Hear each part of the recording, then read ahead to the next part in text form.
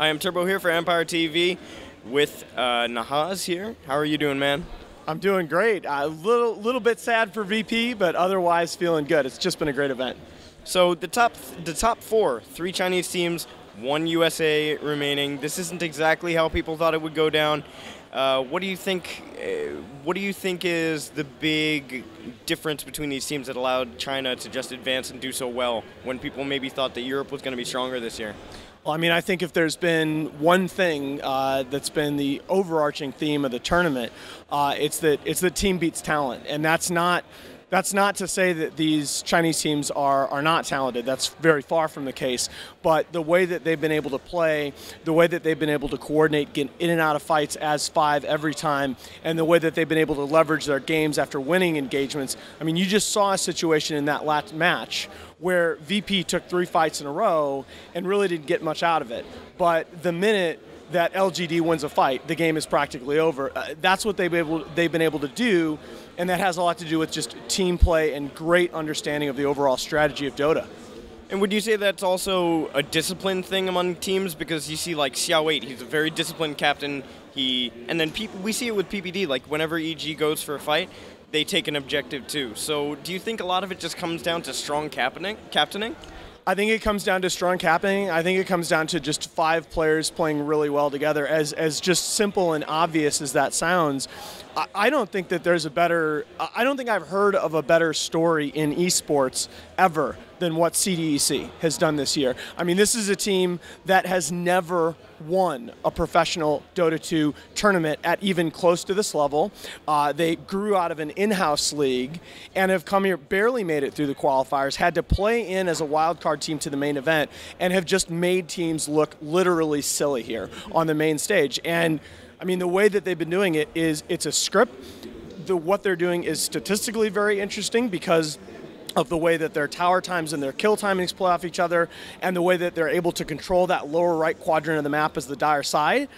But when it comes down to it, they're just playing perfectly executed Dota, and you don't have to be a stats guy. You don't have to be a quantitative guy to appreciate perfect Dota. Any fan can love that.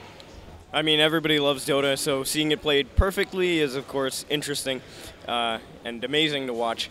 Speaking of CDEC, do you think that maybe teams didn't prepare as much for them as they should have? Like, they just thought, these are just wild card guys, we'll just play with them. And the same with MVP Phoenix, like finishing top 8 is huge for them. Yeah, I mean, I am... So, first of all, if I would like to say to anybody, if you could meet MVP Phoenix and you don't root for them, I don't understand you. They are one of the most genuinely cool and talented groups of guys you're going to meet. I was lucky enough to do a segment with March in Columbus. I mean, he's an engineering student. Like, he could be doing a lot of other things with his life than playing Dota. And he chose to play Dota for this long because he loves the game. And I think a lot of our players in that situation, people need to understand these players are insanely talented people. They're not just... Gaming is not the only thing that they could be doing with their lives. And to me, I actually feel very fortunate that talented young people are choosing to play our game and making the scene what it is. And I mean, speaking of talented young people, you look at Sumail, he's 16, he has a potential to win the biggest prize pool. Like, how do you think we can continue to grow that pool of young talent who can just come in and destroy?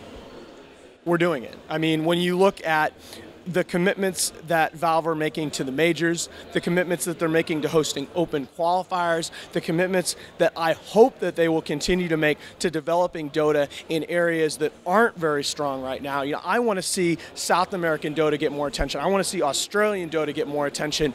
That's the way that you get young people in. And you look across any sport, and the recipe for growth, the recipe for attracting new fans, the recipe for being what you can be as a sport is being able to have these young players that can just come in and change the game and amaze everyone. That's what Sumail is doing. That's what Maybe has done. I mean, you look at some of the stats that Maybe's put up in this tournament. He was godlike in a game at 15 minutes when no one else on either side had a kill. Not only had that never happened before, that hadn't come close to happening in 15,000 Dota games, and he did it against Secret in the biggest tournament ever. I mean, those are the kind of moments that you don't have to be indoctrinated as a Dota fan to watch that and go, oh my freaking God. Okay, and that's the moments that make Dota special. Well, I mean, it's why we love the game. It's why we're all here. And I assume that you've had a lot of time. You've enjoyed the time that you spent here to watch Dota. What has been, besides maybe going godlike, what has been the most exciting moment for you where you've just been, like, on your feet shouting? Boy, the funny thing is, it's hard to answer that question simply because there have been so many. I think, especially through the first 3 days of the main event, I probably said this is the game of the tournament about 8 different times.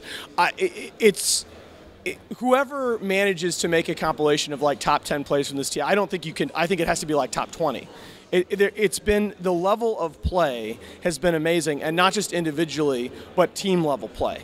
That's what's impressed me the most, is just how many teams have come in to this tournament with all 5 players contributing. And that's part of, again, why you're seeing so many upsets, is because teams that overly rely on 1 or 2 star players are having a tough time meeting this kind of a challenge. And that also comes, by the way, it also comes from this version of Dota, where this version of Dota encourages balance of team play like no other version we've seen before in Dota 2. I frankly, with the exception to a couple of item changes and a couple of hero changes, if they kept this version for the next 6 months, I would be perfectly pleased. So which changes would you make exactly to this version? If you could keep it all the same, but then just make a few tweaks, which would you change in particular? Obviously, Leshrac needs a bit of a nerf. Probably it makes sense to start with a small movement speed decrease, maybe tweaks to his spells. Glimmer Cape needs a lot of change, and I don't dislike Glimmer Cape because it's OP in general. I dislike Glimmer Cape because it takes heroes out of the game, okay? It takes Necrolite out of the game. It takes Skywrath Mage out of the game. Why would you pick Abaddon when you have a Glimmer Cape and a Lotus Orb, right? Never. So exactly, it decreases the space of strategies that are viable. That's what I look at when I don't like an item, is it's making the game less strategically interesting. So, but again, those are easy changes to make. I mean, you saw already the mana cost get added. You've seen already slight item tweaks. I think Solar Crest is another thing that's in need of a couple tweaks. Like, you pick a Phantom Assassin against a team that has 2 Solar Crests. What's she going to do in a fight? So, but overall, those are the kinds of changes that are easy to get right, okay? The overall resource balance changes and map layout changes, those are the hard ones, and those are the ones that IceFrog and the beta testers have just done a great job getting right. Some of the changes have been really big, but they've taken us to a place where Dota is just amazing right now, and I think it can get more amazing as we go on. All right, well, thank you very much for taking the time to share your thoughts with us. Do you have any shout-outs, thanks that you'd like to give before we end? Well, I mean, really, shout out to everybody out there that supported me and that's come up to me and asked for an autograph. I'm a 38-year-old college professor that started doing esports stuff as a hobby through a series of very random events. And the way that the Dota community has welcomed me, the way that, in particular, the players and the personalities in this scene have welcomed me has really been amazing. We have a great bunch of people in this community, and I'm just thankful to all of them for kind of letting me in, because it's been one hell of a fun ride. All right, well, thank you very much. I'm Turbo for Empire TV, signing out.